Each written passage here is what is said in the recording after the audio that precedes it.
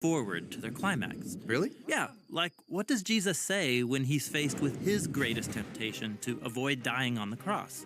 Not my desire, but your desire be done. So the pattern flips, and you have one person resisting temptation, and his suffering provides life for many. Very cool. Can we do one more? Totally. How about a big one? How God brings humanity through chaotic waters into a new world. It starts on page 1, where God separates these dark, chaotic waters. Yeah, dry land emerges as a home for humans to flourish. Then the pattern reappears with the chaotic waters of the flood. God rescues this remnant, Noah and his family, through the waters so that they can step onto dry land and become humanity 2.0. Now, does that basic storyline remind you of anything else? Oh, right, the famous Exodus story. Yeah, exactly. That's when God saves his chosen people from Egypt by leading them through the waters onto dry land. While Pharaoh and his armies destroyed. The pattern repeats later with Joshua and the Israelites. They passed through the waters of the Jordan into the Promised Land. Yeah, you got it. So now you can see how later biblical authors will project this pattern into the future. Like Isaiah, he hoped for a new Exodus with a new king, leading God's people forward into a new creation. And in this repetition, the nations become the chaotic waters. So you can see how combining all these patterns brings us to Jesus. Yeah, notice how all the Gospels highlight that story of Jesus going to the Jordan River. He goes into the waters and back out again. His baptism. That's when God announces that Jesus is his son, who will rescue the world from the chaos of our evil and violence by going into death and out the other side. This is why baptism became such a big deal for Jesus' followers. It's about participating in this ancient pattern, going through the waters of death, following Jesus into the new creation. These design patterns seem really important. Yeah, they're actually the main way biblical authors have unified these hundreds of stories together. And every pattern develops a core theme throughout the whole biblical story that leads to Jesus. Great. That's biblical narrative, which makes up over 40% of the Bible. Now, another 30% is made up of ancient poetry. And learning to read biblical poetry is what we'll explore in the next videos.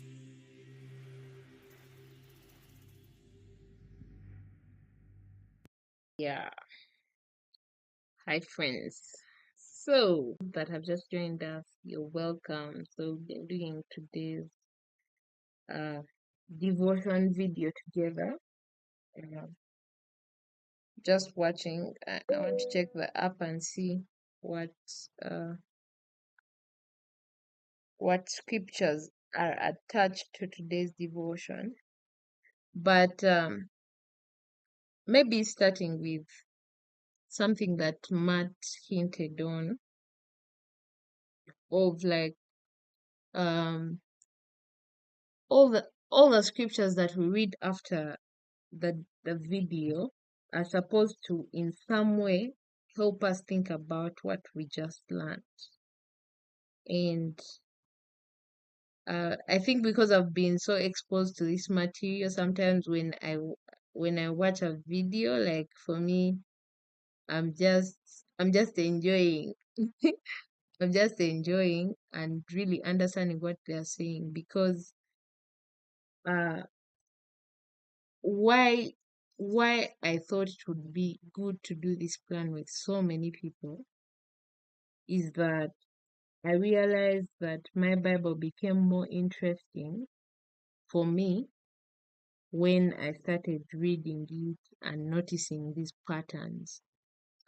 For the longest time, people used to tell me that, oh, every scripture in the Bible leads to Christ, and it just didn't seem to make sense until I realized that, okay, there's a story here and there's something that the authors are trying to help us see, but even most importantly than the authors, something that the Holy Spirit wants us to see, because the Bible does say that all scripture is God breathed.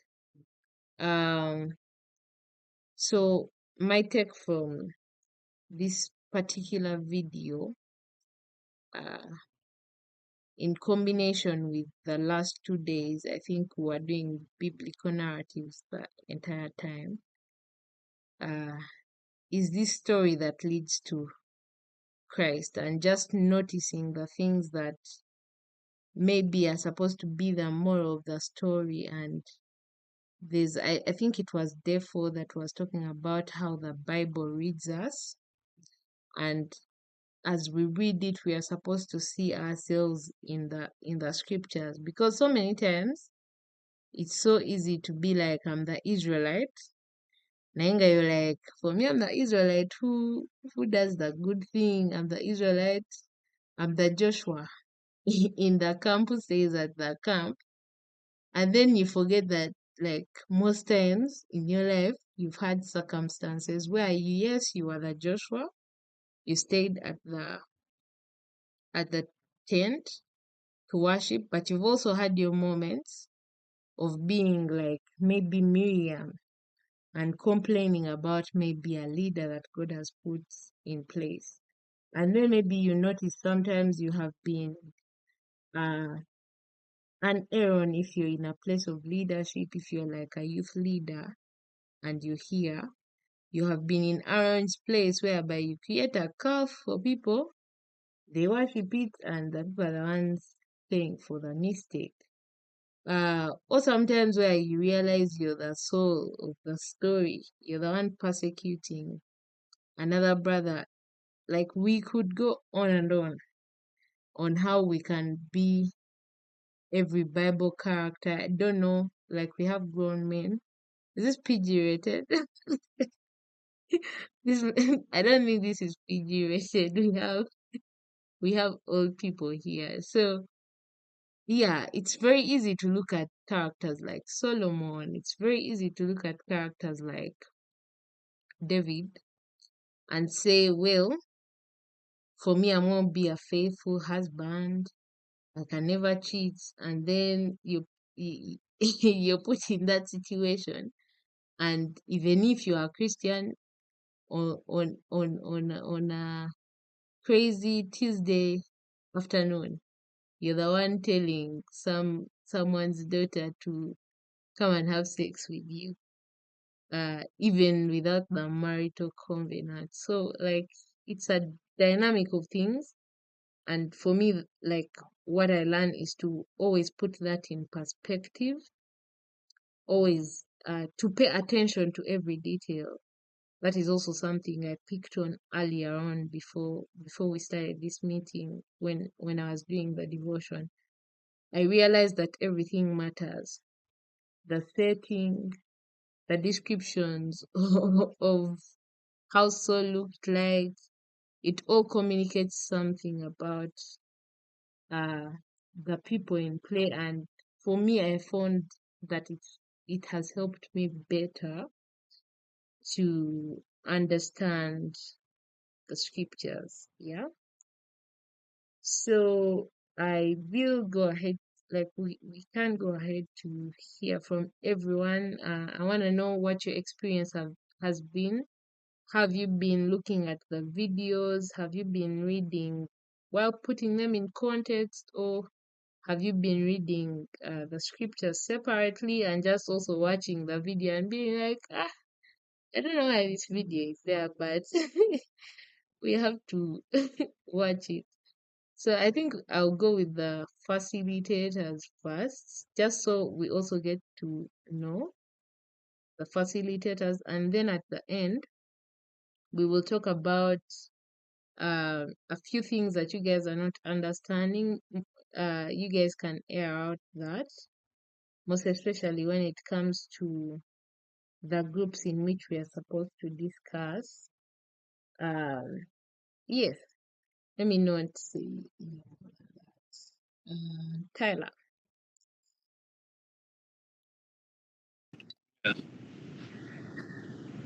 Yes, Esther.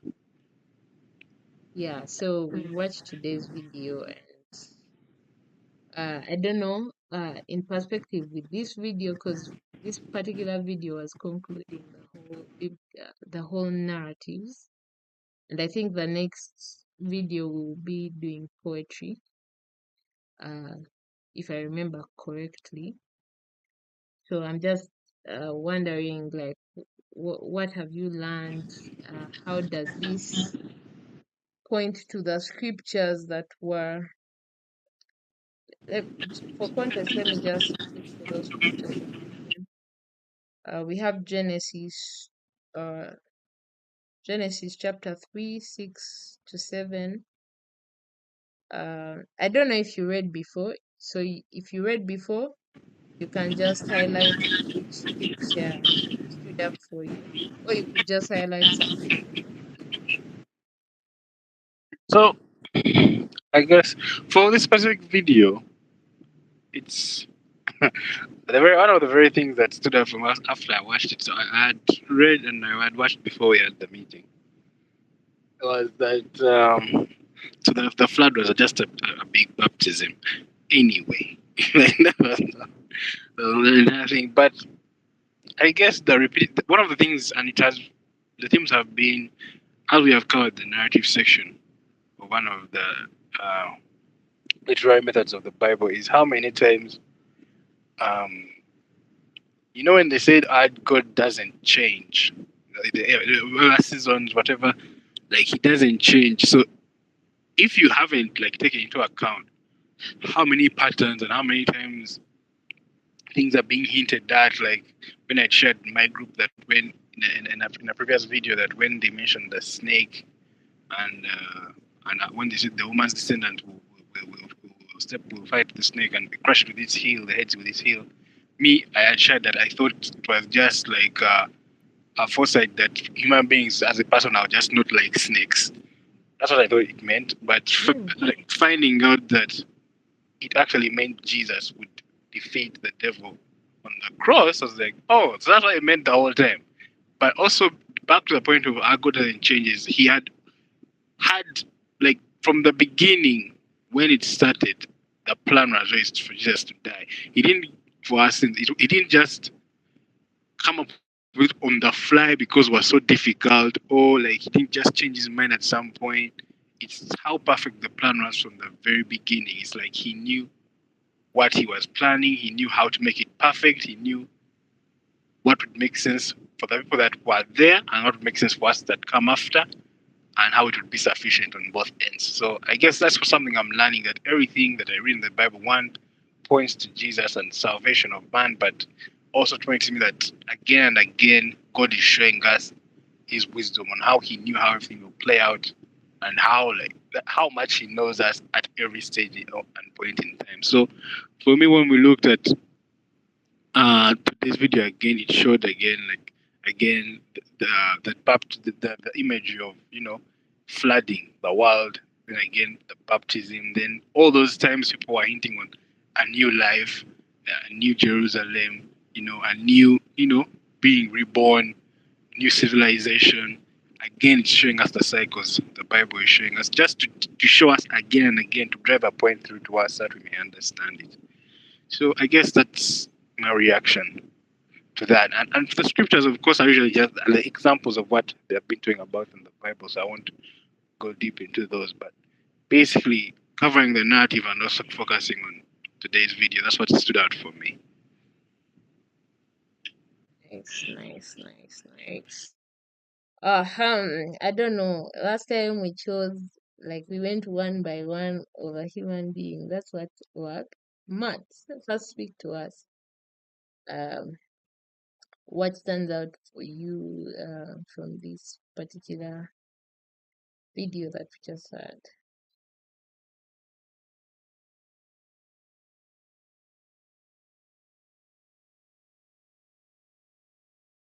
Matthew, sir. I don't know if Matthew is in a position to talk to us.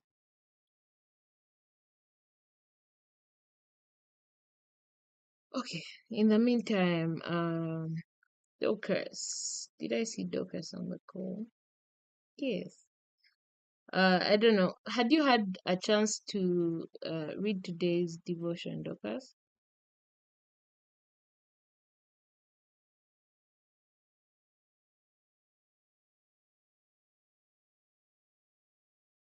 Am I audible? Because guys are not answering. You're very audible. Okay. Hi, Dorcas. Are you in a position to talk? Oh, Okay, you just missed out. You just missed out. We watched the video together. It was talking about it was wrapping up the whole idea of biblical narratives, biblical stories. I feel like the word narratives is so gourmet. It's a hard word. It makes us sound like gurus. So hi, Favor.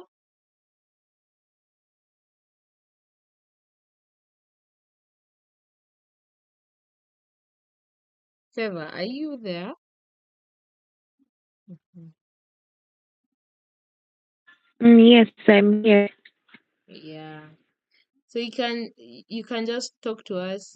You heard how Tyler shared. There's no wrong answers, just thoughts about the plan thus far, and also just what stands out for you in the video. What you're learning about reading the Bible that you hadn't really thought about before you started the plan. Okay, so thank you so much. Well, first of all, I'm very honored to be a part of this plan.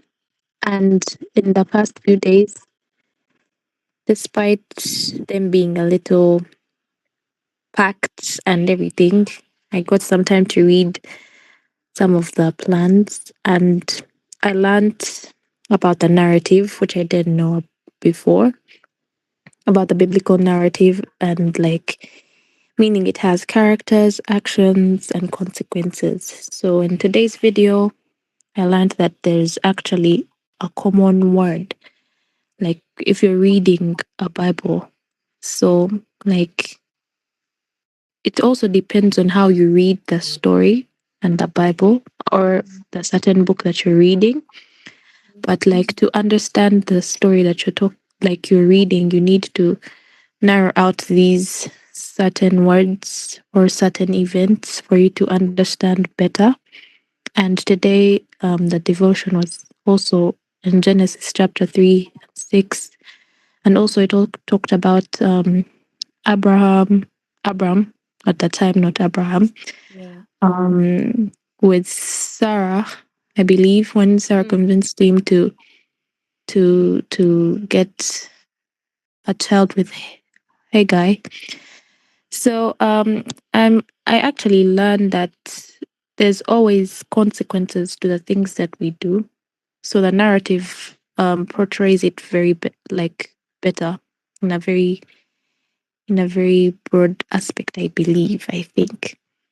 So it makes us understand the stories better and yeah, I feel like that's what I learned. And from also what Tyler said,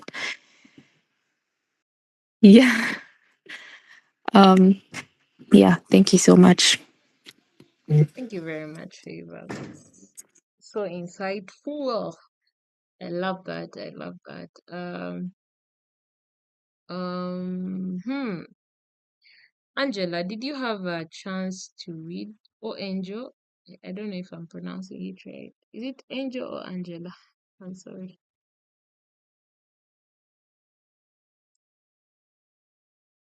Hi, Angel. Guys, if you're not able to if you're not in place where you can speak, you can just text in the chat, so that we are able to know that you're there, but you can't speak to us right now. Oh, okay, okay. So sorry, guys. I don't know. I feel so bad because like we went through the devotion just right now with everyone. So I feel so bad for the guys that like joined later, but I guess they will go forward and catch up. Um, uh, Divine, please share with us.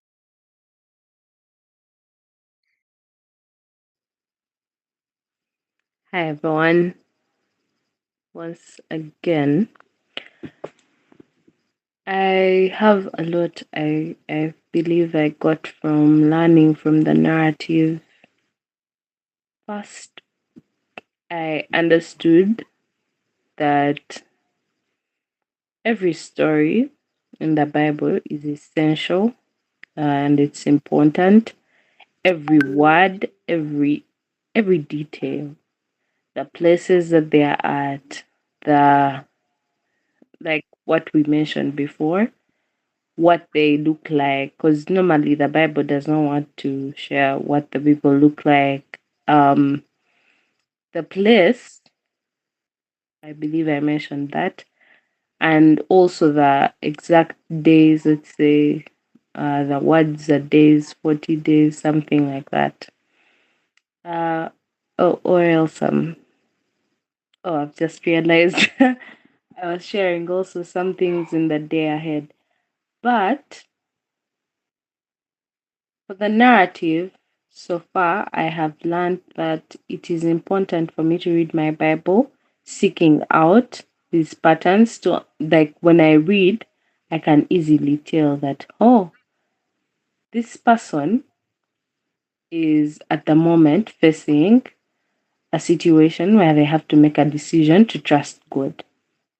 Now, just like me in my life, when I reach a time and I have to trust God, I get to see it clearly. Like I can see the blueprint in my head, like I'm reminded of such moments. I can tell that this is crucial.